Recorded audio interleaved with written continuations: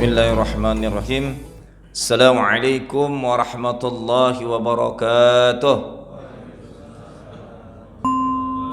Alhamdulillah alladzi allafa baina qulubina fa asbahna bi ni'mati ikhwana. Asbahna ala ni'matil Islam wa kalimatil ikhlas wa ala dini nabiyina Muhammadin sallallahu alaihi wasallam wa ala millati abina Ibrahim hanifa wa ma kana minal musyrikin. Asyhadu an la ilaha illallah wahdahu la syarika lah irghaman liman jahada bihi wa kafar. Wa asyhadu anna sayyidana wa maulana Muhammadan abduhu wa rasuluh la nabiyya wa la rasula ba'da. Allahumma salli wa sallim wa barik wa karrim wa azim ala habibina al-ulya wal mulya sayyiduna al-Muhammadin sallallahu alaihi wasallam. Rabbi israh li sadri wa yassir li amri wahlul 'uqdatam min lisani yafqahu qawli amma ba'd. Bapak Ibu jamaah salat subuh Masjid Jamaatul Rahmah yang dimuliakan Allah Subhanahu wa taala. Alhamdulillah syukur saya bisa berjumpa lagi dengan orang-orang soleh di sini. Semoga kita kelak dikumpulkan di jannahnya, bisa saling memberikan syafaat dan persyahadatan di sisi Allah Subhanahu wa taala, ketemunya di tempat termulia di muka bumi, yaitu di salah satu masjid min makani sujud indallah, dari rumah-rumah Allah di muka bumi ini. Bapak Ibu yang dimuliakan Allah, alhamdulillah syukur sekali lagi. Mari kita selalu tahaddus bi ni'matillah. Syukur apapun silakan, tapi yang diperintahkan dalam Al-Quran adalah fa'amma bi ni'mati rabbika hadis. Maknanya adalah syukurnya right now. Kalau dalam bahasa Arab tuh fi'il mudhari, kenyataan yang sekarang sedang terjadi, fi'il mudhari. Jadi hakikat syukur itu apa yang kita rasakan hari per hari, jam per jam, waktu ke waktu, detik per detik, itulah syukur yang hakiki. Jadi ketika sekarang kita merasakan alhamdulillah ya Allah nikmat salat subuh di masjid, alhamdulillah ya Allah diberikan kenikmatan umur, alhamdulillah ya Allah diberikan kenikmatan sehat, alhamdulillah ya Allah diberikan kenikmatan istri, alhamdulillah ya Allah diberikan kenikmatan anak-anak, alhamdulillah ya Allah diberikan kenikmatan tinggal di perumahan Villa Dago Pamulang. Sebutin rumahnya nomor berapa. Alhamdulillah ya Allah diberikan nikmat punya kendaraan, motor, mobil. Lagi dipakai mobil, alhamdulillah ya Allah nikmat pakai mobil ini. Bukankah setiap syukur yang detil inilah la in syakartum baru ditambah nanti. Insya Allah rumah ditambah, kendaraan ditambah, ya. Yang bakal ribut ditambah itu cuma bini aja ditambah, nah ribut nantinya. Semua akan ditambah oleh Allah nikmat. Artinya ketika syukur itu detil, spesifik dan benar-benar yang kita rasakan, itulah yang diperintahkan Al-Quran. Karena bahasa Al-Qurannya fa'amma bi ni'mati rabbika fahaddis. Kenapa kamu mendapatkan nikmat tidak dibicarakan? Jadi hakikat nikmat harus terus dibicarakan. Yang terjadi hari ini yang banyak kita bicarakan keluh kesah, masalah, gitu, ribut, gitu, sakit. Baru nanti pas rasa sakit terasa, ngerasa pilek, ngerasa nggak bisa lagi bernapas, itu baru terasa banget nikmat Allah. Tapi ketika nikmat itu kita rasakan tiap hari, kita cuek aja. Padahal salah satu nikmat termahal dalam hidup ini yang tidak bisa dibeli dengan harta sehebat apapun dan tidak dijual belikan sampai detik ini, nikmat umur, nikmat ruh, nikmat hidup. Silakan antum cari, nggak ada satupun makhluk di muka bumi ini yang berani jual beli umur, yang berani jual beli nyawa.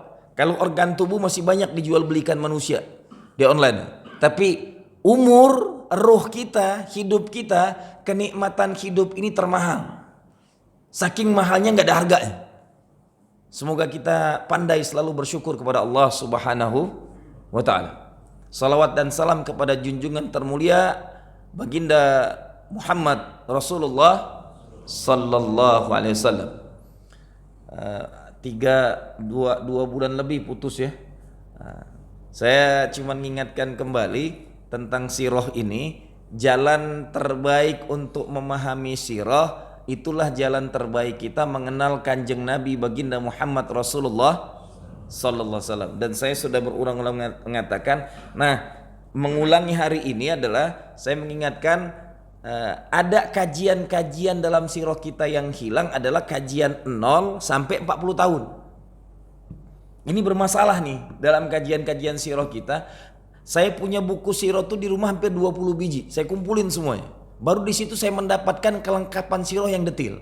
Nanti Sapio Antonio mengajikan tentang super leadernya dan super manajemen Rasulullah.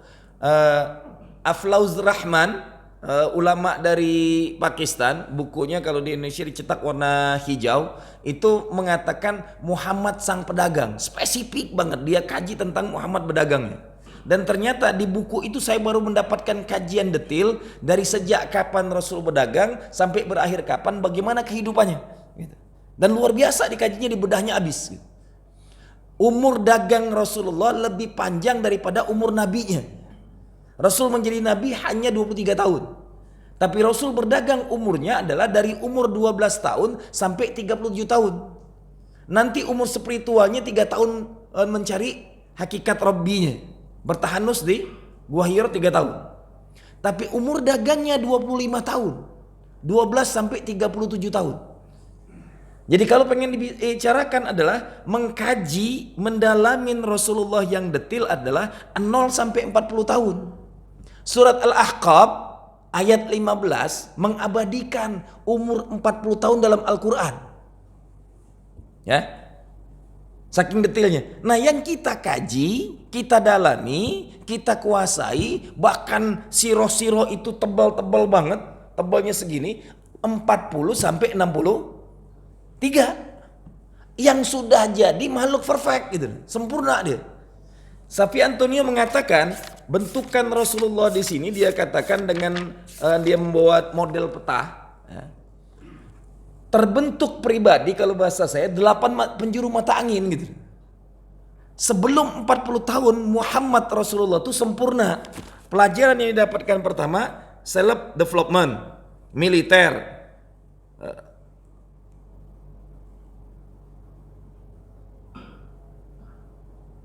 loyal system, edukasi, sosial dan politik, dakwah, family, bisnis. Sebelum 40 tahun, 8 ilmu ini sudah dikuasainya dengan detail. Nah, bangunan pribadi Rasulullah hebat itu karena 0 sampai 40 tahun. Kita saja merasakan, lihat. Umur 0 sampai 40 tahun kita ini yang punya kesan terbaik, punya sejarah. Kalau sekarang umur-umur kita di atas 45 atau 50 atau 60, kita akan selalu mengingat waktu kecil itu indah. Waktu kecil itu hidup paling banyak kenangan. Hari-hari kita mengkaji Rasulullah, hari-hari yang hilang, umur muda dia. Yang harusnya jadi rujukan, jadi pelajaran termahal, jadi kehidupan membimbing kita hidup ke depan. Sekali lagi saya pengen ingatkan, kurikulum 0 sampai 40 tahun Rasulullah itu benar-benar dalam pengawasan, bimbingan, jalur yang Allah benar-benar menyertainya dalam setiap detik per detik, waktu per waktu hidupnya.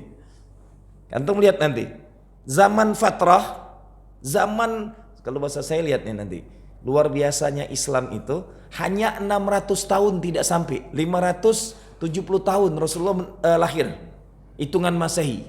Kelahiran Rasulullah itu kan tahun gajah, tahun 571 Masehi. Hanya 570 tahun Nasrani di muka bumi bermasalah dalam pemahaman agamanya, bermasalah dalam kitab-kitabnya, bermasalah dalam pengajarannya. Nanti muncul Paulus, Yohanes, Lukas, Matius gitu. Dan gak jelas siapa membuat buku ini gitu. Bahkan Nabi Allah Isa itu punya pengikut, orang-orang berimannya di zaman Nabi Allah Isa itu namanya Hawariyun. Yang Allah abadikan dalam surat As-Saff. Kunu hawariyun kama qala Isa ibn Maryam lil hawariyin man ansari ilallah qala al hawariyun nahnu ansarullah. Bahasa hawariyun itu adalah orang-orang beriman dan paling berimannya dari orang-orang Nasrani. Itu hawariyun. Orang-orang solehnya di kaumnya Nabi Allah Musa alaihissalam itulah Bani Israel. Yang durhakanya Yahudiun. Dari mana munculnya Yahudi? 12 anak Nabi Allah Yakub. Anak keempat itulah Yudas. Itulah awal benih anak, dan Yudas inilah otak paling bengis yang nantinya yang punya otak licik untuk membunuh Nabi Allah Yusuf alaihissalam yang akhirnya dibuang ke dalam sumur. Ini embrio awal Yahudiun gitu. Yang tukang bangkang, tukang durhaka, tukang bunuh para nabi. Dicatat dalam sirah itu hampir 300 rasul dibunuh oleh Yahudi. Nanti kan, kalau kita kecil dulu pernah ada film bahasa Arabnya Sam'un, dibahasakan Indonesia Samson. Yang kebal, yang kuat, yang nantinya ternyata ngomongin bulu ketiak gitu. Dicukur bulu ketiaknya itu udah manipulasi. Tapi aslinya emang dia kebal, kuat. Ya, Nabi itu dibunuh oleh Yahudi. Yang biadabnya lagi 3 rasul mulia dibunuhnya. 1 keturunan lagi. 3 rasul ini. Yang pertama Nabi Allah Zakaria. Nabi Allah Zakaria ini adalah nabi yang mengasuh, yang membimbing, yang membentuk seorang wanita yang Allah nggak angkat jadi nabi aja. Hidupnya sangat soleh. Dialah Sayyidatul Maryam. Nabi ini dibunuhnya di dalam pohon, digergaji lagi gitu. Sampai terbelah. Anaknya Nabi Allah Zakaria pun dibunuh, umurnya sangat muda. Nabi Allah Yahya 31-32 tahun meninggal pula.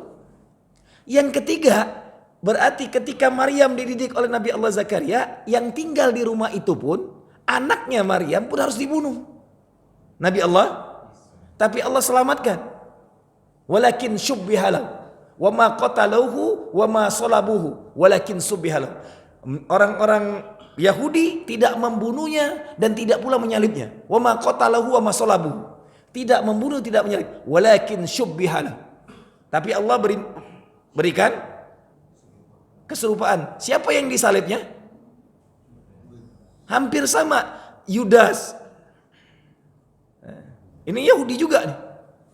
Golongan mereka. Nabi Allah Isa Allah tarik ke langit. Dan Al-Quran membicarakan itu tentang detail. Cuman tukang bunuh para nabi itu makhluk yang bernama Yahudi. Jadi kalau cuman muslim hari ini sudah mencapai 20.000 muslim dibantai dibunuhnya, jangankan muslim, makhluk mulia aja dibantai dibunuhnya. Setelah itu lebih bahaya lagi, akhirnya dikarang kitabnya. Padahal Nabi Allah Isa mengatakan, aku ini diutus ke Bani Israel. Surat As-Saff ayat 6. Sudah jelas, Nabi Allah aslinya agama terakhir Bani Israel itu adalah Nasrani. Yang biadabnya lagi nanti Bani Israel ini, Injil dirubah-rubahnya. Masa dalam satu kitab ada perjanjian lama dengan perjanjian baru? Perjanjian lama itulah isi Injil yang perjanjian baru itulah isi Injil yang dirubah-rubah. Perjanjian lama Taurat dan Zabur digabungkan jadi Injil dengan bahasa perjanjian lama dan perjanjian baru. Enggak, Taurat ya Taurat gitu, Zabur ya Zabur. Saking mulianya Yahudi itu satu-satunya kaum yang diberikan Allah 3 kitab. Ya, tapi masih aja kaum ini kaum durhaka, na'udzubillah, dilaknat oleh Allah. 3 kitab, Taurat, Injil dan Zabur. Itu diturunkan ke Bani Israel. Nah, yang berimannya dari orang-orang Yahudi itu Bani Israel. Bani Israel itu punya 12 kelompok yang hari ini menguasai sistem hidup kita, detil. Yang hari ini nyuci otak kita habis-habisan, sampai sirah pun dimanipulasi. Makanya kalau antum mengkaji kitab-kitab hadis nanti ada hadis-hadis Israiliyat. Paham? Itu buatan mereka merusak peradaban Islam. Dan kita hidup hari-hari pun dihancurkan oleh Yahudi. Sebelum kita membicarakan 0 sampai balutan, antum lihat, habis dicuci otak habis-habisan cara hidup kita. Udah bunyi aja tuh.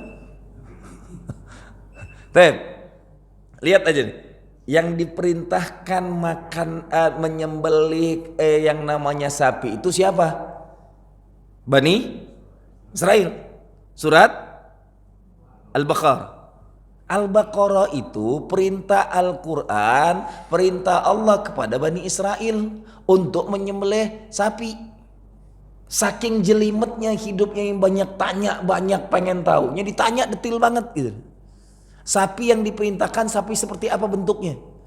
Kasih tahu, sapinya bentuknya adalah sapi yang masih gadis. Sudah, warnanya apa? Kasih tahu warnanya warna kuning. Tanya lagi kuningnya kuning apa? Kuning emas gitu. Bentuknya seperti apa? Yang belum pernah dibawa menggarap sawah, ladang gitu. Sudah, ujung-ujungnya semua ditanya, kata Allah dalam Al-Quran, hampir-hampir mereka tidak melaksanakannya. Hampir-hampir. Tapi perintah menyembelih sapi itu ke Bani Israel. Hari ini otak kita didoktrinnya menjadi pengikut Bani Israel. Negeri ini terutama. Jutaan ton tiap tahun diimpor sapi dari Australia dengan New Zealand masuk negeri ini. Makanan orang-orang Bani Israel dimakan Muslim. Yang lebih biadabnya lagi, mohon maaf bahasa saya saking keselnya, nanti ketika kurban di masjid-masjid, orang berebutan makan daging sapi. Kambing dihinakan. Taruh di pojok sekali, kambing mah darah tinggi. Hei, ente makan tiap hari sapi, yang disalahin dah kambing. Halo? Benar? Makan bakso sapi, rendang sapi, kemudian nanti soto sapi, cincang sapi, apa lagi? Sate, marangi gitu. Sapi, tunjang sapi. Tahu-tahu pas sakit diomongin darah tinggi, begonya kita kan gitu. Halo? Benar? Yang tua-tua enggak ada darah tinggi. Ente darah tinggi gara-gara sapi. Yang disalahin kambing. Makanan makhluk paling mulia antum hina. Halo? Ketika antum mengatakan enggak kambing darah tinggi, ente hina Nabi. Saking taunya makanan terbaiknya Rasulullah, Yahudi ngeracun Rasulullah dengan daging sapi atau dengan kambing. Halo? Jawab gede dikit apa? Jangan diem aja, ini masalah yang parah ini sudah. Akar masalah Yahudi itu ngerusak kita gitu. Yahudi aja ngerti ngeracun Rasulullah ketika datang ke Khaybar pakai daging kambing, paha gedenya gitu. Dan dia tahu Rasul paling hobi kambing itu kambing guling dibakar, dipanggang. Pahanya dia tahu, pahanya ngomong, aku diracun. Sang kambing dagingnya doang. Saking detailnya Yahudi tahu kesukaan makanan Rasulullah apa. Gitu. Lah hari ini antum nggak makan kambing, nyalain darah tinggi gara-gara kambing. Bahlulnya kan gitu. Bayangin, anak udah ulangin tadi. Tiap hari makannya bakso sapi. Benar? Ada nggak sampai hari ini bakso kambing? Nggak ada. Makanan sunnah kita hinakan. Di masjid-masjid, dibelakangin nanti. Coba mulai tahun ini Pak Ketua, nggak boleh lagi ngemotong sapi gitu kan. Hanya pilihannya dua, kambing sama unta, selesai. Lihat, unta itu luar biasanya makanan sunnah ini. Satu-satunya kencing yang najis di muka bumi boleh diminum, kencing. Dan diminum oleh Rasulullah. Ada khasiat penyakit, ngobatin penyakit. Nggak ada muncul ke sini. Yang diimpor dari Yahudi, sapi gelonggongan gitu. Dan antum tahu, makanan sapi itu makanan, antum buka di internet. Apa yang dimakankan sampai 800.000 kilo itu? Konsentrat. Isi konsentrat itu adalah kepala teri. Kemudian apa nih bekas giling itu? Dedek. Dimasukin dalamnya. Terus kotoran-kotoran tadi. Dah nanti di kampung-kampung di Jawa itu dikasih pohon rumput gajah, dicincang, kasih ampas tahu. Disatuin, makan tadi. Ampas, yang namanya ampas dikasihin pula gitu. Sisa yang segernya tahu kita makan, ampas yang gebuk, gede-gede banget. Kalau enggak 600 sampai 1 kilo enggak untung jual sapinya. Makanya lihat antum dagingnya nanti gede-gede gitu. Yang ente beli. Makanya asal jadi. Lah kambing yang makannya sehat, Cuman makan rumput dikelola oleh petani di kampung-kampung. Dibilangin darah tinggi. Bahlulnya kan kemana-mana gitu. Halo, Bu, mulai hari ini beli daging kambing agar dapat syafaat Rasul. Gitu. Bodoh amat mau mahal mau murah gitu. Yang penting sunnah gitu. Nggak ada darah tingginya. Saya mencoba itu.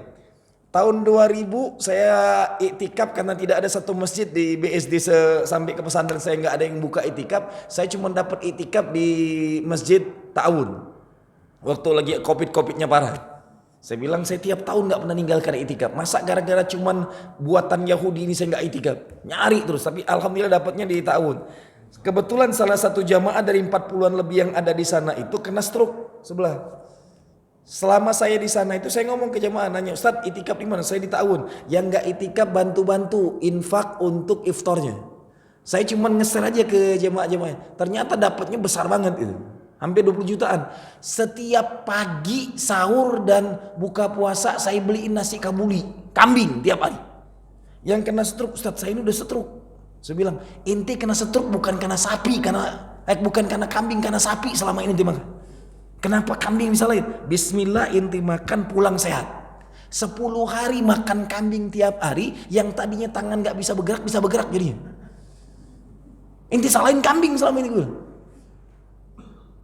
Makanan paling sehat, makannya di kampung-kampung rumput. Yang ngaritnya yang punya kambing. Setengah mati ngaritnya. Dihina oleh kita. Padahal Rasul bukan cuman pemakan setia dan menikmati kambing. Tapi antum buka sirahnya, dari kecil Rasulullah tinggal di kampung Bani Sa'ad. Itu Halimatus Sa'diyah dengan Haris, suami dari Sayyidatul Halimatus Sa'diyah itu, yang dia punyain cuman mainan tiap hari Rasul itu main kambing. Dari kecil sudah hidup berinteraksi dengan kambing. Umur 8 tahun ibunya meninggal, kakeknya meninggal, amalan kerja Muhammad Rasulullah tinggal dengan pamannya pengembala kambing. Terus kenapa antum sesatkan hari ini kambing? Yang jadi sasaran kambing hitam kan gitu. Dijelek-jelekkan dagingnya, darah tinggi. Ini antum buka di internet, silakan bandingkan. Daging paling sehat di antara semua daging kambing. Silakan aja bandingkan. Kalau nggak percaya, buka aja di internet, bandingkan semua daging. Dan daging paling banyak penyakit dan paling cepat mendatangkan penyakit daging babi. Dan sampai detik ini Yahudi tidak pernah makan daging babi, sama kayak Muslim. Tapi kenapa kita jadi pengikut setia Yahudi? Ya Pak Ketua, kan setiap hari tuh sapi dibeli, bahkan nyetok lagi di kulkas kan gitu. Ente nggak ditanya dengan makan sapi dapat pahala nggak? Saya tidak mengharamkan sapi, ingat ya. Tetap dia makan yang halal, cuman bukan yang menjadi trending gitu. Jelas? Yang terjadi sekarang ada pengkaburan siroh gitu loh. Parah banget. Kita tidak ngerti. Rasulullah dari kecil mainnya bersama kambing di kampung Bani Sa'ad. Kampung Bani Sa'ad itu adalah luar biasa ketika saya kaji sirah. Kenapa Rasul harus dikelola oleh Bani Sa'ad? Ternyata air susu terbaik di muka bumi itu air susu Bani Sa'ad di zaman itu. Dan dia harus tinggal. Kampungnya itu jarak dari Mekah ke kampung Bani Sa'ad 160 sampai 180 kilo. Tempatnya di titik paling tingginya kota Saudi, Taif, 80 km lagi dari Taif. Antum udah pernah pergi umrah? Sudah tahu Taif? Yang sangat dingin. Nah, naik lagi 80 kilo dari Taif ke kampung Bani Sa'ad. Di situ Rasul tinggal. Di tempat terdingin, suasana paling sejuk, paling enak, dan pegunungan. Jadi kurikulum Allah kepada Rasulullah ini nggak sembarangan bentukannya. Ini makhluk bukan sembarangan. Lihat nanti, kalau tidak karena kurikulum Allah, nggak mungkin umur 3 tahun harus dibedel, dioperasi, dibersihin jantungnya dari makanan nggak benar. 3 sampai 5 tahun sirohnya. Ada yang ngomongkan 4 tahun, ada yang 5 tahun. Gara-gara dibedel itulah Halimatus Sa'diyah segera memulangkannya. Karena ketakutan. Itu tinggal di perkampungan dengan makanan yang paling jernih, paling bersih aja masih harus dibersihkan hatinya. Lah kita kapan dibersihin hatinya dibedel gitu? Wajar aja kadang-kadang banyaklah bahasa negatif. Kanjeng Nabi, makhluk paling mulia, umur belum balik aja hatinya dicuci oleh malaikat Jibril.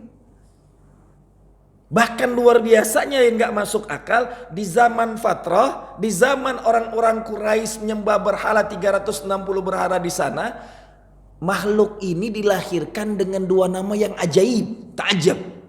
Bapaknya bernama Abdullah.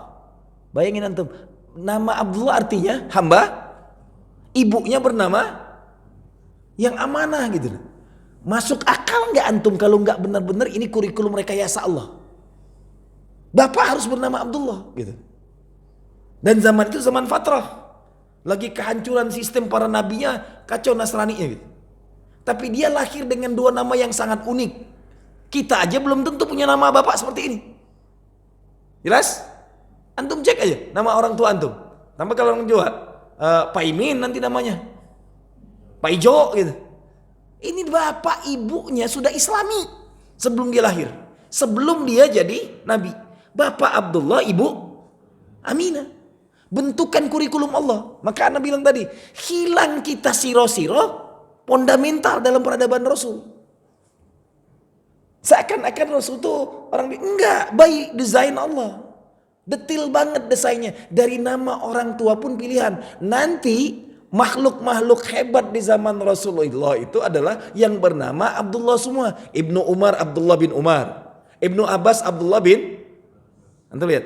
Ibnu Umar ini adalah makhluk pertama di muka bumi yang napak tilas siro detil satu persatu diikutinya habis. Tidak ada yang tinggal. Kemarin Dr. Aus saya baru ngajak 25 titik siroh aja jamaahnya udah kecapean. Saya punya siroh di Madinah itu hampir 150 titik. Ibnu Umar tuh detil punya lebih lengkap dari semua itu. Kalau kita ke Mekah kan cuma diajak napak tilas siroh itu cuma 3. Jabal Uhud, ya, kemudian Masjid Qiblatain, satu lagi ke Masjid Kuba itu aja. Padahal sirohnya di sana luar biasa banyak. Nah, alhamdulillah saya mendetilkan itu semua. Nah, makhluk pertama yang mendetilkan siroh itu Ibnu Umar, Abdullah bin Umar. Nanti kekhilafaan paling hebat sejarah peradaban khilafah Islam Abdullah ibnu Abbas. Nasab Ibnu Abbas inilah nantinya berkhilafah namanya Abbasiyah. Cucu keturunan dari Abdullah bin Abbas yang kuburannya dari Taif, kakek buyutnya. Khilafahnya yang ada di Baghdad, Irak. Yang dikenal dengan kota 1001 malam. Peradaban ilmu sangat luar biasa.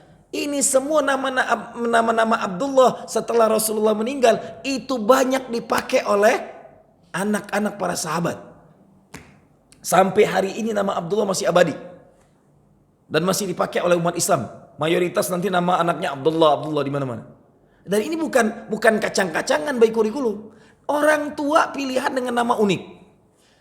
Nasabnya pun satu-satunya di dunia ketika Rasulullah dilahirkan itu tanah paling mulia di muka bumi.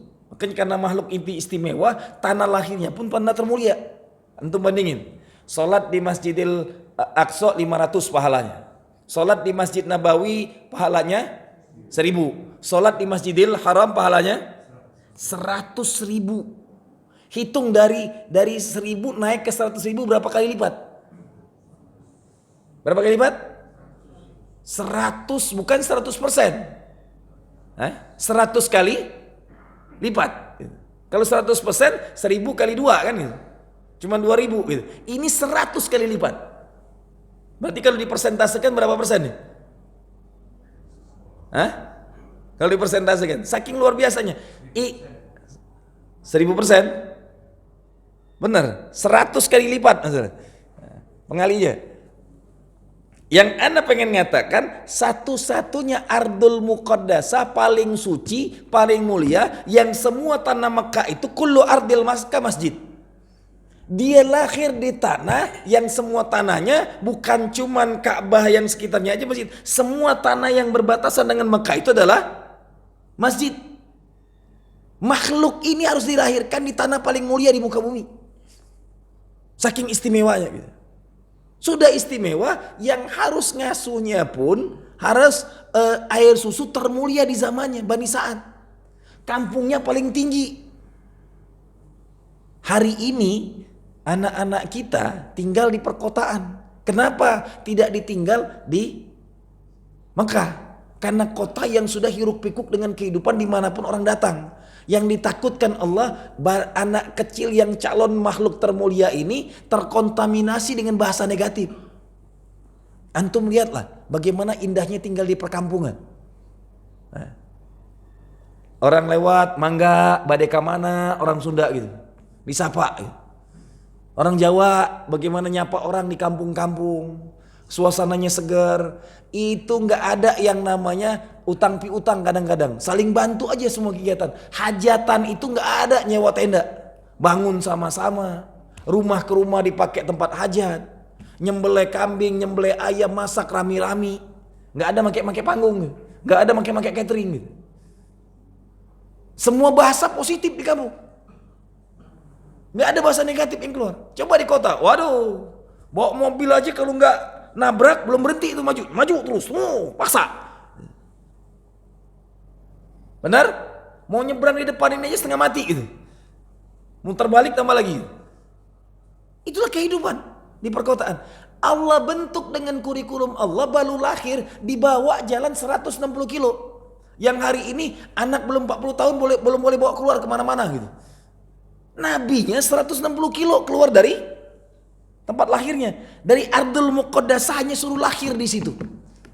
Tanah paling suci di muka bumi hanya tempat lahirnya. Setelah itu 5 tahun tinggal di perkampungan yang paling dinginnya di kota Saudi hari ini. Di Jazirah Arab paling tingginya 160 kilo sampai 180 kilo jarak dari kota Mekah ke Bani Sa'ad. Mudah-mudahan nanti antum bisa berkunjung ke sana. Karena saya udah ngunjungin ke sana, luar biasa, kampung itu sepi banget. Sayangnya pohon tempat Rasul bermain di waktu kecil, mainan Rasulullah itu dia disebutin duduk di bawah pohon karena dia tidak banyak pengen seperti anak-anak lain. Bermainnya teman-temannya duduk bawah pohon, nanti pas malam hari banyak bintang, mainnya bintang ditunjuknya pindahin ke sana, dipindahin ke sini. Temennya melongo aja, ada makhluk aneh gitu. Jadi masih kecilnya bintang diputar-putar loh dia. Siro itu hilang. Sayangnya pohonnya ditebang pula sekarang. Tahun 2002 saya pergi ke sana, luar biasa rindang banget pohonnya. Tempat Rasul bermain. Gara-gara banyak orang ziarah ke sana oleh pemerintah yang dikit-dikit syirik mulu otaknya gitu. Padahal mencintai Rasul dengan segalanya nggak ada syiriknya. Tabaruk kepada Rasulullah itu sunnah, perintah Al-Quran. Yang saya setelah mengungkapkan ke antum berbulan-bulan sebelumnya. Hampir setahun kita kajian sirah ini. Baru masuk ke materi intinya sekarang. Bahkan surat Al-Ahzab ayat 6 kan. An-Nabi aula bil mu'minin min anfusihim. Skala prioritas utama Nabi itu. Maka tidak ada kesyirikan kepada Rasul. Ditebang pohon yang luar biasa. Didikan kecil di pohon itu rindang hijau banget. Kita kan kalau ke Mekah cuman hobinya di Masjidil Haram aja sholat gitu. Saya kalau lagi dulu, karena bersyukur saya haji umur masih muda banget, 26-27 tahun. Gua Hiro nginep 3 hari di sana. Bawa air dari bawah. Pengen cobain. Rasul bukan 3 hari, 3 bulan, 3 tahun bertahan di sana. Saat ngapain sana? Ya, sholat, ngeliatin orang datang, seliwuran berebutan pengen masuk. Tempatnya memang hanya cukup untuk orang satu. Tapi kalau untuk sholat bisa berlima cuma. Berempal-empalan lagi kalau berlima tuh. Kalau udah masuk orang Turki yang gede badan, wassalam yang lain itu. Allahu Akbar, tangannya gede, bek, wah sudah. Yang lain gak dapat tempat lagi gitu. Tempat gua Hiro kecil banget. Bahkan luar biasanya, jalan nanjak ke atas, turun ke bawah. Setiap pagi ketika saya ngelihat, emang Allah udah siapkan di Nabi luar biasa. Yang dilihatnya itu kehidupan orang kota Mekah yang sangat indah dari atas gunung, dari gua Hiro. Jadi emang sudah disiapkan sebelum 40 tahun tuh akan jadi pemimpin tuh, suruh ngelihat kehidupan masyarakatnya. Jadi nanjaknya kayak gini, nanti belok turun. Nah di belah sini pemandangan pas pagi-pagi itu ngelihat kota Mekah yang sangat indah. Kalau malam tuh gemerlap lampunya luar biasa. Kalau sekarang, dulu nggak ada, mungkin ya cuman lampu-lampu orang dulu. Cuman luar biasa indah. Itu Gua Hiro-nya. Sedangkan kehidupan awalnya, belum Gua Hiro aja pendidikannya yang pertama kali dapatkan pendidikan pedesaan, kurikulumnya. Maka kalau bahasa saya, Pak, Bu, kalau kita pengen mencontoh konsep pendidikan Allah kepada Muhammad Rasulullah, insya Allah kita melahirkan anak-anak ajaib. Kalau itu diambil, kenapa? 5 nabi Amul Hazm itu adalah 5 nabi yang semuanya beternak kambing. Jadi Rasul itu bukan cuma makan kambing. Amalan pertama setelah ibunya meninggal, kakeknya meninggal, 8 sampai 12 tahun yang diurus oleh Rasul adalah ternak kambing punya masyarakat Quraisy. Dan dapat upahan. Terkadang yang sudah lama dapat bagi hasil. Luar biasanya saya temukan sirahnya, umur 11-12 tahun hampir mencapai 1000 kambing yang dikelola. Dan saya baru ketemu jawabannya ketika saya hubungkan kenapa nanti Rasul tinggal di Madinah. Pegulat paling hebat yang tinggal di Madinah yang bernama Rukanah itu kalah gulat dengan Rasulullah. Tapi kita nggak pernah tahu kapan dia latihan gulatnya gitu. Ujuk-ujuk kok bisa kalah? Bukan sembarangan. Didikan kawiyul jismnya, tubuhnya berbentuk hebat itu, 900 sampai 1000 ekor kambing itu setiap sore diangkat dibawa ke telaga. Karena kambing itu paling malas kena air. Harus diminumkan satu persatu. Pak, 8 sampai 12 tahun. Anak-anak kita SD kelas 8 itu SD kelas 2, kelas 3. Tamat 12 tahun kan gitu. Rata-rata. Saat anak-anak kita jadi ayam sayur. Lihat sekarang anak-anak muslim. Pergi dijemput pakai mobil.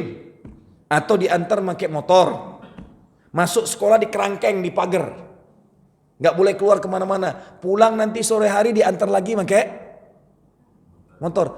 Ini kita produksi tahun 70-80an. Pergi jalan kaki, balik jalan kaki. Kadang-kadang gak ada uang jajan pula. Ngelihat orang jajan ini ngelak-ngelak aja nih gitu. Jadi kayak kita sekarang bagaimana bentukan ayam sayur ini. Antum lihat tahu ayam sayur, ayam broiler? Ya kan gitu. Masuk kandang di kerangkeng, dikasih makan, diparabin apa aja. 3 minggu, 4 minggu gedenya gebot-gebot. Motong selesai, dijual belikan. Begitulah sekarang umat Islam membentuk anak-anak kita ayam sayur semuanya. Gemuk, gebot-gebot, gak pernah lari, gak kemana-mana. Pulang ke rumah main game. Agak mau saya nyambut bergemoy. Pokoknya aminkan saja dulu dah gitu. Mancing-mancing dia. Gak tahu yang ceramah lagi jadi caleg gitu. Makanya sengaja saya tadi mancingnya gemuk aja, jangan nyebut yang lain gitu. Wassalam dengan satu itu. Dulu kita dukung abis-abisan, tapi ternyata lebih mencintai dunia daripada Allah Subhanahu wa taala. Gambarannya adalah hari ini terjadi semua yang tidak dikurikulumkan Rasulullah. Anak kita sekolah antar jemput. Pagi-pagi makanan dikasih yang enak, lagi main game disuapin. Wah, senang banget ditambah gemuk-gemuk. Cibi-cibi enak banget gitu. Apaan sekali bunuh selesai gitu. Nggak kenal di jihad, nggak kenal di lari sana sini. Yang kita didikan kampung saja sehari ini kehilangan jati diri gitu. Tambah lagi dengan anak didikan gemoy-gemoy tadi gitu. Nauzubillah min dzalik, udah jadi ayam sayur semua. Tinggal sembelih selesai gitu. Ya? Asem banget itu mah. Ini yang jadi masalah hari ini. Pendidikan kurikulum terbaiknya hilang dalam sirah kita. Dan kenapa saya bilang tadi harus di kampung paling jauh agar tidak ada bahasa negatif yang keluar dari telinga Muhammad Rasulullah. Jauh banget jaraknya. Bahkan tidak semua taksi mau ngantar ke sana. Kalau bis nggak ada yang bisa sanggup ke sana. Saya harus naik taksi ke sana. Ngomong ila Bani Sa'ad, itu pun tidak semua taksi tahu. Lumayan mahal bayarnya. Hampir kalau berempat itu bagi-bagi satu orang 250 realan, 1000 sampai 1500-an ke sana. Real. 6 jutaan lebih ke sana. Bagi saya yang penting dapat tilas siroh gitu. Enggak penting sholat di Mekah mulu, tapi sirah Rasulnya enggak tahu gitu. Hasilnya yang saya cuma katakan, ketika kita makin mendetilkan sirah satu persatu, terbuka terbelalak kurikulum Allah itu, sampai umur 40 tahun Rasulullah tidak pernah dibentuk jadi intelek. Baru mulai belajar intelektual, kecerdasan intelektual itu umur 40 tahun. Turunnya ayat Iqra. Ya Muhammad Iqra. Jawaban baginda Rasul, ma ana biqari. Iqra ma ana biqari. Iqra ma ana biqari. Perlu direkam. Iqra bismi rabbikal ladzi khalaq. Khalaqal insan min 'alaq. Itu dengan dipaksa baru bisa. Karena Allah mengabadikan dalam Al-Quran Nabiyal Ummiyah. Kenapa harus Nabi ini Ummi kurikulum Allahnya? Karena Nabi Allah Isa itu diberikan Allah hikmah. Bisa baca tulis, bisa membaca karakter orang, bisa menyembuhkan orang buta, bisa menghidupkan orang mati. Itu kehebatan yang Allah sebutkan dalam Al-Quran Nabi Allah Isa. Tapi Muhammad Rasulullah Allah bentuk Nabiyal Ummiyah, tidak dididik dengan intelektual dari awal. Jadi hari ini anak-anak kita dijadikan anak-anak Nabi Allah Isa. Paham? 2 tahun baru enak-enaknya bisa main, ibu bapaknya kerja dititipin di PAUD itu. Apa? Bukan PAUD paling kecil sekarang nih. Bukan TKB, di bawah PAUD itu. Ada namanya penitipan anak yang umur 2 tahun sampai 3 tahun itu. Play group gitu. Lebih kecil lagi dari PAUD itu. PAUD itu 3 tahun sampai 4 tahun. TKB, TKA itu 4-5 tahun. Jadi dari 2 tahun sudah dibuat intelek, suruh baca A, B, C, D. Halo, anak-anak di Arab itu sampai umur 8 tahun belum mengenal huruf hijaiyah. Mereka ngapal Quran. Makanya rata-rata di sana mereka hafal Quran itu sebelum umur 9 tahun. Karena lagi cerdas-cerdas yang menghafal. Bukan 1, 2, 3 A, B, C, D, A, batasa. Pecah otak dia, suruh langsung belajar. Rasulnya nggak kenal huruf sampai umur 40 tahun. Baru kenal Iqra, ilmu baca itu umur 40 tahun. Allah siapkan Muhammad itu dengan kecerdasan emosional selama 40 tahun. Ilmu lapangan semuanya. Kenapa harus gembala domba? 5 nabi Amul Hazm, kelima-limanya nabi yang paling banyak diuji itu adalah penggembala. Nabi Allah yang pertama kali banyak ujian Nabi Allah Nuh. Inni da'uti qawmi lailan wa naharan wa lam yazidhu illa firar. Nabi yang paling banyak ujian Nabi Allah Nuh. 950 tahun berdakwah, pengikutnya sangat amat walam yazidhu illa firar. Apa kerja Nabi Allah Nuh? Gembala domba. Nabi Allah Ibrahim paling banyak diuji, apa kerjaannya? Gembala domba. Nabi Allah Musa alaihissalam terkenal dengan gembala domba, bahkan mengembalakan domba punya Nabi Allah Harun alaihissalam. Nabi Allah Isa alaihissalam apa kerjanya? Gembala domba. Baginda Muhammad Rasulullah pengembala. Jadi bukan cuman makan daging domba, tapi salah satu sunnahnya amalan kanjeng Nabi itu pengembala domba. Jadi kalau pengen dapat amalan sunnah terbaik umur-umur anak-anak kita, ini bagus nih kalau kita investasi barang-barang buat sekolah gembala domba kan gitu. Jangan sekolahnya SDIT mulu di kerangkeng semua gitu. Bayangin antum, Nabi mulia aja harus berkotor-kotoran. Antum tahu kambing itu bau gak? Emang kambing di Arab gak bau gitu? Saya yang sering bawa jamaah haji lebih bau dari sini karena cari kena air. Dan orang Arab itu makan kambing pengennya yang ada bau khasnya itu kena. Kalau kita kan nggak enak gitu. Mereka hobi kayak gitu. Kalau ada baunya itu mereka paling nafsu lagi makannya gitu. Antum bayangin, kecil makhluk kekasih Allah ini disuruh berlelah-lelah berpayah-payah. Kecerdasan emosional pertama adalah ketika menjadi pengembala domba itu pertama kecerdasan empati. Kecerdasan rasa memiliki. Lihat, nggak usah jauh-jauh. Saya kecil awalnya ternak ayam. Itu ayam kalau mati belum mau nguburin kalau belum nangis gitu. Enak main dengan kita, mati anaknya nangis kita mau dikuburin. Bahkan orang tua mau nguburin kita marahin, ntar dulu itu. Kenangan main dengan kita tadi gitu. Karena rasa memiliki itu luar biasa. 8 sampai 12 tahun kecerdasan berternak itu adalah belajar tentang kecerdasan memiliki, mengorganisi kecerdasan kepemimpinan. Antum lihat kambing itu ketika dibawa pemimpinnya satu, yang lain ikut nggak? Saking luar biasanya ilmu Allahnya, didik nabi-nabi yang banyak diuji. Jadi bentukan Allah, bentukan pemimpin peradaban termulia itu kurikulumnya, didikannya belajar langsung dididik dengan hewan yang bernama kambing. Nabi Allah Musa ternaknya kambing, perintah Al-Quran surat Al-Baqarahnya motong sapi, tapi makanan umat Islam di Indonesia adalah berbondong-bondong pula. Saya daftar, kurbannya sapi nggak mau kambing ya. Waduh. Jangan ya, jangan saya dikasih dagingnya dengan kambing. Ya Robi, ditolak pula gitu. Ini baru satu ngomongin kambing doang nih gitu. Udah jam 6 masalahnya. Tep, tafadhol kada pertanyaan. Bentar lagi Isyraq udah masuk ini. Silakan. Ini saya cuma mengatakan akan panjang saya mengupaskan nanti detik per detik, waktu ke waktu, umur 0 sampai 40 tahun yang penting dikaji mendalam. Karena kita dapat kajian detail banget dari umur 40 sampai 63. Yang umur Rasulullah sudah perfect.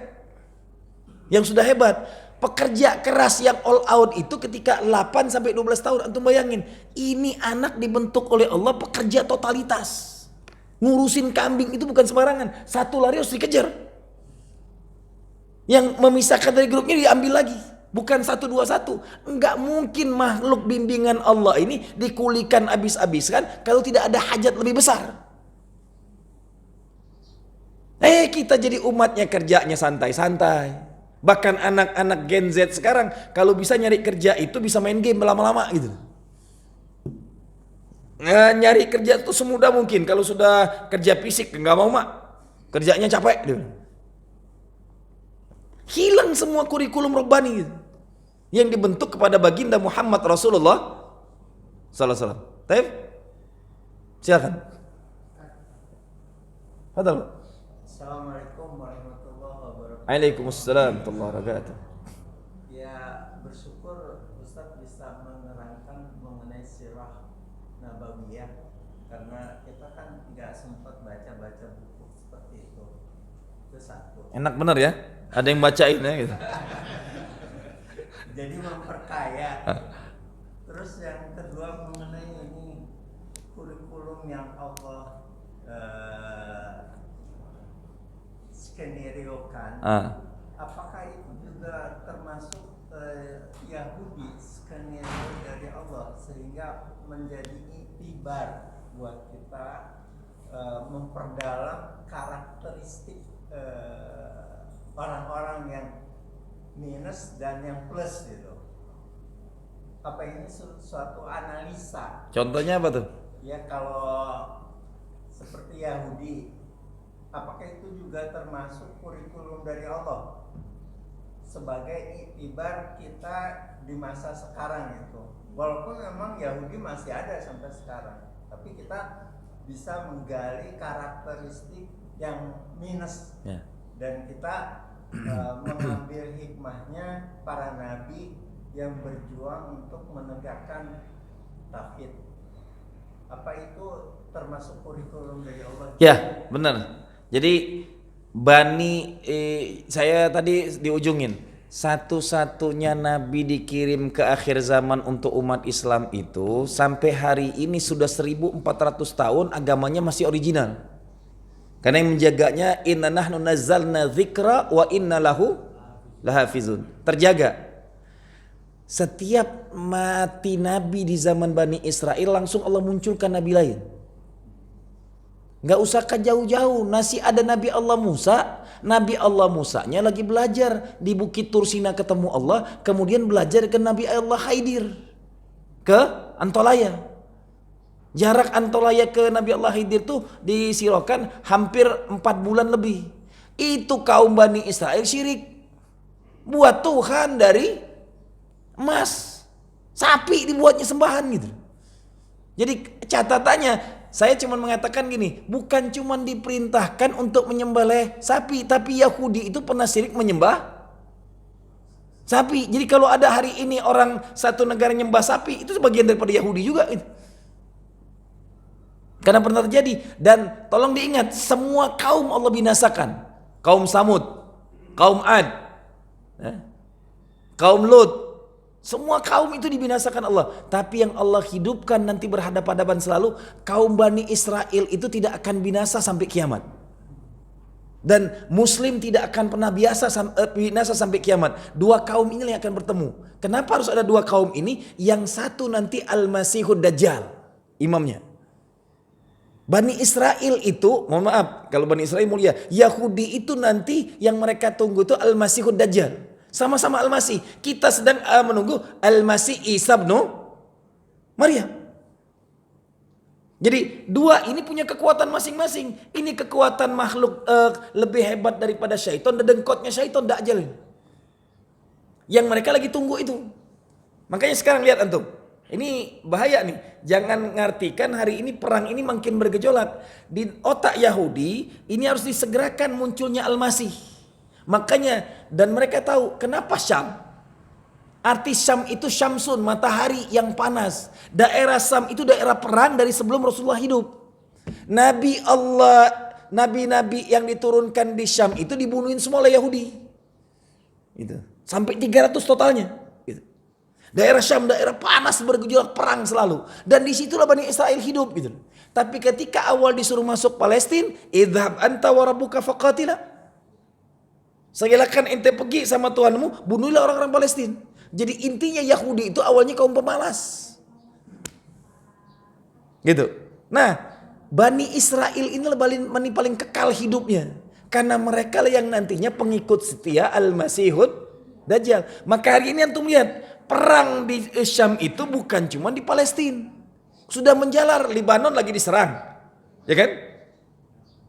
Kemudian Syria Houthi lagi di bom juga oleh Yahudi. Karena bagi Yahudi, Syam ini adalah tanah yang dijanjikan Ardul Muqaddasah untuk munculnya Dajjal. Dan emang Dajjal lagi diapit oleh dua gunung di Syam. Nyambung banget nih. Sama halnya dengan orang-orang Syiah. Syiah itu 12 imamah. Imamah terakhirnya itu yang sekarang ada di daerah Syria itu. Yang di dalam goa yang mereka apiin terus. Karena imam ke-12 itu masih hidup, nanti akan muncul. Itulah Dajjal juga. Seperguruan, satu guru satu ilmu nih makhluk ini. Jadi yang ini menanti Masihud Dajjal, yang kita menanti Al-Masih Isa bin Maryam. Jadi nanti perang akhir zaman tuh memang luar biasa hebat gitu. Nah ini tanda-tanda perang akhir zaman sedang berjalan. Gitu. Otak kita dicuci. Luar biasa, lihat antum lihat. 100 tahun peradaban dunia hari ini mengerikan. 1350 tahun lebih peradaban dunia dikuasai Islam tanpa moneter, tanpa penzoliman. Siapapun yang tinggal di Palestina, 3 agama bisa ibadah dengan tenang. Nasrani bisa ibadah di Masjid Al-Aqsa. Orang-orang Yahudi bisa menikmati dinding ratapannya. Salat sembahyang mereka di sana. Muslim bisa menikmati salat di Masjidil Aqsa. Tapi setelah 100 tahun peradaban Islam hilang, hari ini pembantaian makhluk paling biadab oleh Yahudi. Dan tolong diingat, 100 tahun dunia ini percepatannya luar biasa. Untuk lihat, pertama kali ditemukan telegram. Celtek dulu. Dipakai awal. Setelah temukan telegram ditemukan telepon. Habis ditemukan telepon ditemukan televisi. Habis ditemukan televisi tahun 70-an, mulai awal 80-an kita baru mengenal yang namanya komputer. Masuk ke Indonesia tahun 90-an. Kita mulai dulu lihat kuliah itu ngetiknya pakai jari. Ada yang 11 jari, ada yang 10 jari. Bahkan ketika beralih dari ketikan ke komputer, dosen-dosen jadul itu nggak mau ketikan komputer bisa dipalsukan, dia. Suruhnya lagi kita buat skripsi itu pakai 11 jari, sengsara banget di kuliahnya. Saya masih ngerasakan zaman-zaman sengsara itu. Sudah muncul pertama kali komputer itu WS, DOS, Lotus, pakai disket, dikasih air kalau dia lagi error gitu. Gede banget gitu. Monitornya terpisah semua gitu. Zaman jadulnya. Terus berlanjut sampai orang dulu belum kenal HP, telepon di mana-mana, rumah itu bangga banget. Makin punya telepon makin kaya tuh rumah gitu. Harganya naik gitu. Bahkan siapa yang punya wartel sampai punya 100 ruangannya, wah itu orang kaya banget itu. Malam minggu ngantri orang ke wartel pengen pacaran semua. Berjam-jam telepon gitu. Hanya dalam sekejap wartel hancur tutup, muncul warnet.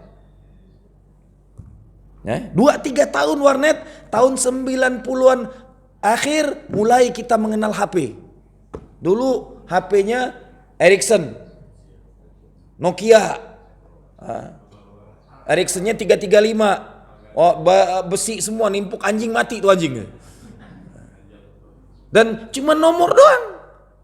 Bangga banget bunyi krik-krik. Sebelum itu tahun 90 awal pager. Laki-laki panggilan. Cuman bunyi doang gitu. Isinya cuma suruh ke kantor, sekarang rapat itu doang. Balas kagak bisa, cuma bisanya dapat isinya doang. Baru nanti bisa jawab. Itu semua percepatannya gila. Tahun 2000 awal kita mengenal HP-HP jadul, tapi 2007-2008 dikenalkan dengan sosmed pertama kali BlackBerry. Dia punya komunitas. Dengan canggihnya BlackBerry mengatakan 5 tahun kami tidak bisa dijebol. Teknologi kami paling canggih di muka bumi. Penjualannya siapapun waktu itu bangga banget pakai BlackBerry. Hancur musnah, akhirnya sekarang jadi iPhone.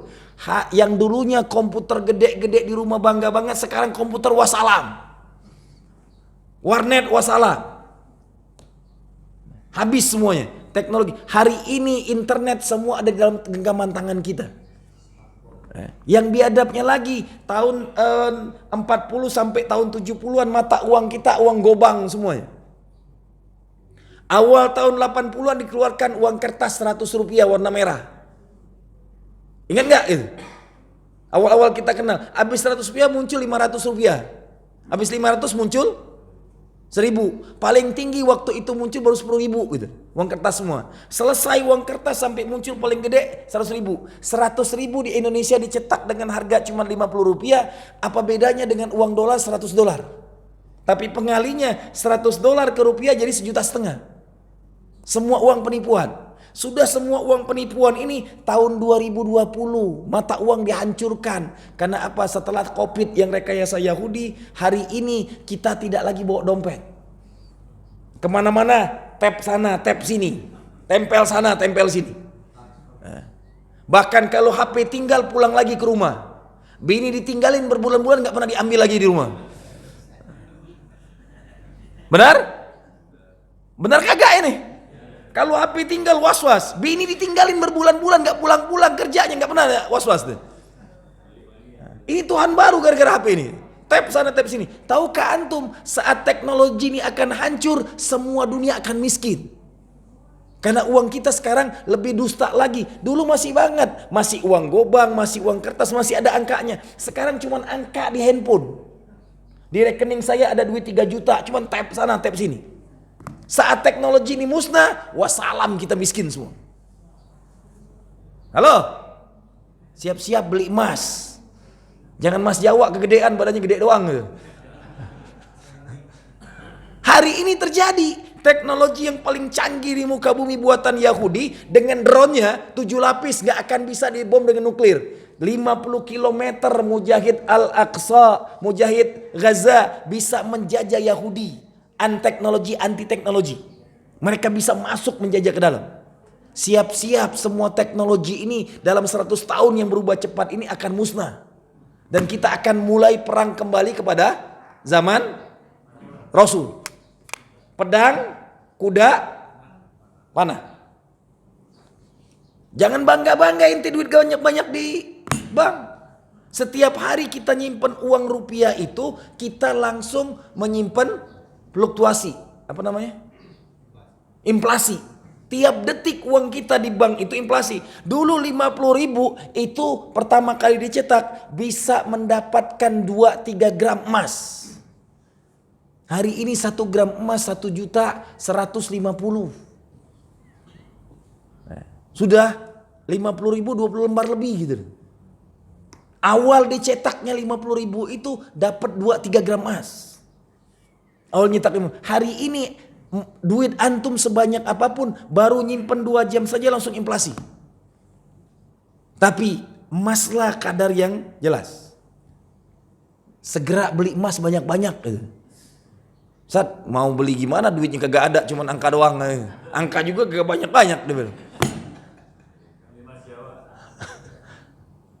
Siap-siap, maka saya cuman berkeyakinan. Di ujung ini saya cuman menyampaikan dari pertanyaan antum. Bapak tanyanya apa sekalian? Waalaikumsalam warahmatullahi wabarakatuh. Allah pernah menjelaskan dari awal, dari hamil, waktu hamilnya Nabi, udara cerah semua, dari hamil, dari para Nabi, waktu hamil, sampai benar-benar terkontrol benar, sampai Lahirnya. ya, sampai lahirnya. Ya. Sampai bersyukurnya musuh Nabi sendiri juga, pamannya sendiri, sampai mengadakan acara, sampai sempurnanya itu. Nah, semua jadi pertanyaan saya, kenapa Nabi itu jadi umi tidak bisa baca tulis? Apa alasan di situ ya Ustaz? Apakah karena nanti Al-Qurannya jadi seolah-olah jadi improvisasi yang namanya seorang laki-laki yang bernama Nabi, atau alasan itu apa gitu? Gitu aja. Udah inti jawab, nggak usah ditanya lagi. Itu jawabannya yang terakhir. Ya, karena Arab itu. Jadi gini, Nabi Allah Isa alaihissalam itu harus diberikan berbagai macam hikmah, kecerdasan dari mulai lahir langsung bisa ngomong, karena Bani Israel itu terlalu cerdas, terlalu intelektual, terlalu kecerdasan intelektualnya tinggi banget. Langsung Allah hadirkan Nabi terakhir dari Bani Israel itu Nabi Allah Isa, baru lahir langsung bisa ngomong. Dan dia bisa menjelaskan semua kondisi. Dan langsung aku akan diberikan hikmah yaitu Injil. Di waktu lahirnya kan Allah abadikan dalam surat Maryam itu. Diberikan hikmah, diberikan kepandaian. Di surat Al-Imran nanti dia bisa menghidupkan orang mati, buat tanah liat jadi burung gitu. Semua hikmah itu Allah jelaskan. Yang dihadapi Nabi Allah Isa itu adalah kaum yang paling banyak diturunkan Nabi, nabi-nabinya cerdas. Lihat antum bayangkan, Nabi Allah Sulaiman itu saking cerdasnya, ditarunginya semua yang dalam kuasaannya. Siapa yang bisa memindahkan kerajaan Ratu Balqis? Siapa yang mindahin? Manusia, cuma sekejap aja. Kalah jin oleh dia. Jadi sebenarnya memang hebatlah manusia daripada jin gitu. Bodoh aja sekarang kita malah beriman kepada jin. Datangin dukun gobloknya gitu. Yang memindahkan istana Ratu Balqis, jin aja masih butuh waktu. Dia nggak sekejap aja. Dan itu manusia gitu. Itulah Bani Israel yang hebat-hebat nabinya. Kerajaan dipindahin gitu. Pas datang ke Balqis, kok sama banget kayak kerajaan gua gitu. Kapan buatnya nih makhluk gitu. Langsung nikah terpincut gitu. Untuk menaklukkan Ratu Balqis cuma satu-satunya dari pembisiknya. Pindahan kerajaannya langsung pasti nikah. Istri Nabi Allah Sulaiman tuh berapa banyak? Ratusan. Marah ibu-ibu nanti dikasih tahu itu. Makanya sempurna itu makanya Allah dampingin dalam seharian kita Nabi Muhammad. Nah, baru kenapa Rasulullah Nabi al-Ummiyah, orang-orang Arab itu fakar syair. Tahu syair? Nah, syair-syairnya itu tingkat tinggi gitu. Luar biasa. Mereka sudah setiap kali melantunkan acara mereka tuh syairnya tinggi banget. Antum lihat, bahasa Jawa itu kan bahasa tingkat tinggi yang ngomongin dengan orang tua itu kan syairnya luar biasa. Nah, bahasa Arab tingkat tinggi itu lebih hebat dari itu. Sampai Allah tantang kan dalam Al-Quran. yang bisa membuat seumpama, lihat nanti syairnya untuk mengalahkan kebiasaan syair-syair orang Arab. Ayat-ayat turun di Mekah tuh ayat-ayat syair semua. Qul a'udzu birabbin nas, malikin nas, ilahin nas, min syarril waswasil khannas, alladzi yuwaswisu fi sudur nas. Tadi yang saya baca tentang surat dal ujungnya gitu. Jadi orang Arab takjub, ini makhluk kagak pernah bisa syair, nggak pernah belajar syair, kok bisa langsung menyampaikan ini semua? Untuk menolak bahwasanya Muhammad itu ngarang-ngarang. Karena iya, biar dia berhadapan dengan syair yang sangat intelek, jangan dikarang ini dari Muhammad. Lah, Rasul membawakan itu dengan tidak bisa baca tulis aja, diomongin Rasul dukun, tukang sihir gitu, membawa ajaran aneh gitu. Kok bisa? Padahal dari awal mereka udah takjub dengan bahasa syairnya. Semua ayat-ayat Makkiyah itu pendek-pendek, ya, karena ayat tentang syair semua. Rata-rata di juz 30, juz 28, juz 29 itu ayat syair semua, bahasanya indah, bahasa syair. Baru nanti di Madinah ayatnya panjang-panjang, sudah perintah semua. Menghadapi kaum yang hebat banget dengan syairnya, dimunculkan nabinya tidak boleh baca tulis agar originalitasnya terjaga gitu. Makanya meninggalnya bapak ibunya sekadar itu juga alasannya. Sengaja, kalau bapaknya ditinggalkan waktu kecil adalah mengambil figur sentral. Ya, diambil figur sentral bapaknya. Yang pertama bukan itu sebenarnya penjelasannya. Kenapa bapaknya harus meninggal sebelum lahir? Agar mendapatkan ibu susuan yang tidak matre. Semua ibu susuan itu nyarinya yang punya ayah. Karena kalau punya ayah dibayar mahal. Untuk mendapatkan ibu susuan yang tidak matre, makanya kan tidak ada wanita yang mau ngambil Muhammad menjadi susuannya. Karena nggak ada ayah. Maka Allah pilih khusus Halimat Sa'diyah ini karena ini pilihan. Bani Sa'ad itu adalah susu terbaiknya di muka bumi zaman itu. Kalau ada ayah, ibu susuannya matre, Allah menjaga Nabi ini dari wanita matre. Makanya hati-hati nikahin bini matre itu bahaya gitu, rusak keturunan gitu. Tawa tuh ibu-ibu gitu. Makanya syahadat itu tidak mau tanya sama Nabi Muhammad sallallahu alaihi wasallam. Syahadat kita. Ya.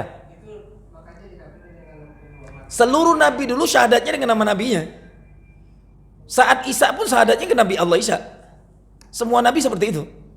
Ketika Muhammad ya dilabelkan ke Muhammad. Cuman bedanya Allah menyanjung Rasulullah ini melebihi segalanya. Gitu. Dari zaman Nabi Allah Ishak alaihissalam ke Nabi Allah Isa tuh ribuan nabi diturunkan di Yahudi. Tapi hanya Nabi Allah Ismail, ada Nabi Ilyasa, baru Rasulullah, hanya 3 aja sih nabi. Makanya nanti makmumnya Nabi Isa ini menggabung jadi imam karena alasan itu juga. Ya. Jadi Imam Mahdi jadi imam. Imam Mahdi itu wajahnya wajah Muhammad Rasulullah. Mimik bicaranya seperti Rasulullah, namanya Muhammad bin Abdullah, dan munculnya tiba-tiba dia muncul langsung nanti di kota Madinah. Nggak ada yang sekarang katanya Imam Mahdi sudah ada di Pakistan, Imam Mahdi sudah ada di Indonesia, bahlul ente gitu. Imam Mahdi bukan karang-karangan. Dia muncul dengan hafalan Quran 30 juznya, dia bukan rekayasa manusia, namanya sama dengan Rasulullah, munculnya dari kota Madinah, pengikut pertamanya 40 orang tersoleh di Madinah. Kita tidak bicara Imam Mahdi dulu, kita bicara 2024, ini yang lebih penting. Saya bukan mau bicarakan aminnya saja, tapi harus Anda ingat, 100 tahun peradaban dunia sekarang muncul di barat. Kalau kita ngomongin kiamat, salah satu tanda kiamat kata Allah akan muncul matahari dari barat. Sunnatullah, Allah katakan Allah buat dunia ini selalu berjodohan semuanya. Wa min ayati an khalaqalakum min anfusikum azwaja. Nah, setelah terbit dari barat akan terbit dari timur. Semua ulama-ulama Jazirah Arab sepakat. Timur paling banyak muslimnya hanya ada di ulama Palestina, sampai dengan kerasnya harapan peradaban dunia hanya ada di tangan Indonesia. Kalau intinya masih tidur aja, diem aja, nggak akan ada kebangkitan itu gitu. Karena 100 tahun 1924 khilafah Islam Turki dibinasakan oleh Yahudi.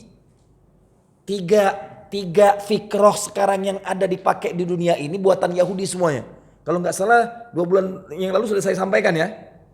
Masih ingat nggak nih? Bahaya ini kalau ngingetnya. Buka lagi rekamannya dah gitu. Di situ saya sampaikan, fikroh pertama yang dibuat oleh Yahudi itulah demokrasi. Demokrasi itulah cara berpolitik negeri-negeri Eropa untuk negara-negara kaya dengan kerajaan yang tidak bisa ditumbangkan. Dibuatlah sistem demokrasi. Maka demokrasi itu adalah sistem politik yang emang diciptakan untuk orang-orang berjuis. Tapi dibiayain oleh rakyat-rakyat kayanya. Agar raja-raja yang ada di Eropa Barat ini bisa dikerangkeng oleh Yahudi. Makanya kepemimpinan kerajaannya dimunculkan dengan pola siapa yang tertingginya Perdana Menteri. Jelas? Semua demokrasi dibuat dengan biaya tinggi gitu. Makanya kenapa Indonesia ada kudeta tahun 65? Karena Indonesia tidak layak mengemban demokrasi. Demokrasi itu hanya milik negara kaya. Itulah harus terjadi ideologi kedua buatan Yahudi. Karl Marx itu keturunan Yahudi dari Jerman. Dialah yang punya otak liberal yang memunculkan komunis. Dibuatlah negara-negara miskin Eropa, itulah Eropa Timur, dijadikan komunis semuanya, disatukan dalam satu wadah negara Uni Soviet. Itu ratusan negara digabungkan di sana. Dan ideologinya adalah sama rata, sama rasa sosialis. Sistem ini nggak bertahan lama, nggak bisa bersaing dengan demokrasi. Ciptakan komunis baru, ideologinya komunis, otak bisnisnya liberal. Muncullah komunis baru Cina. Ini pun dua-duanya buatan Yahudi. Buatan Yahudi ketiga di negara Islam. Itu yang dibentuk di Turki. Menghancurkan 2/3 peradaban Islam, memimpin khilafah Islam. Dibentuklah negara yang bernama ideologi sekuler. Pisahkan antara negara dan agama. Pisahkan antara kekhilafaan dengan agama. Dipecah belahlah menjadi negara-negara kecil. 2/3 dunia dikuasain khilafah Islam. Makanya kalau orang-orang kafir nanyakan, Palestina negara siapa? Palestina bukan negara waktu itu dalam kekhilafaan Islam. Sampai 1924. Gitu. Dalam kepemimpinan ini tidak ada penzoliman. Satu kesatuan khilafah, tidak ada negara-negara. Baru dibentuk, dihancurkan menjadi negara-negara kecil. Jazirah Arab diganti Timur Tengah. Antum tahu Jazirah Arab itu adalah sampai ke Mesir, Libya, Maroko, Tunisia, Yordan. Ini semuanya Jazirah Arab. Mereka semua berbahasa. Hari ini dihilangkan, dibahasakan dengan Timur Tengah gitu. Timur yang paling timur kita ini. Yang Hancurin semua. Di dunia sekarang cuma ada 3 ideologi. 3-tiganya buatan Yahudi. Itu yang harus tahu. Demokrasi dibuat Yahudi, negara-negara maju. Ini demokrasi lah biaya paling mahal. Karena yang membiayai sistem demokrasi ini negara kaya adalah rakyat yang kaya menyokong calon parlemennya. Anggota-anggota parlemen mereka itulah yang di Amerika dicontohkan. Apa namanya? Apa bahasa Amerika tuh? Senat. Senat itu dipilih rakyat, dibiayai oleh rakyatnya. Makanya nanti seorang presiden tuh konvensi dari 2 partai politik besar. Semua partai politik itu gabung cuma di 2 tempat ini. Kalau nggak Demokrat, Republik gitu. Pilot project demokrasi terbesarnya dibuat di Amerika. Membuat Amerika ini pun penjajahan paling biadabnya orang-orang benua Eropa, membantai suku Indian 150 juta orang harus dibunuh. Dan membuat negara demokrasi kedua di muka bumi dengan sistem kerajaannya ada di Asia. Membantai suku aborigin 30 juta. Itulah munculnya Australia dengan New Zealand. Jadi tukang bunuh, tukang bantai itu mereka. Buatan Yahudi 3 ideologi ini hari ini yang ada. Gitu. Jelas? Ketika kita tidak mau ada kebangkitan, ini yang lagi disorotin terus. Tolong antum, saya tanyakan, pasti otak kita saking hebatnya Yahudi menghancurkan kita tuh, 350 tahun negeri ini dijajah oleh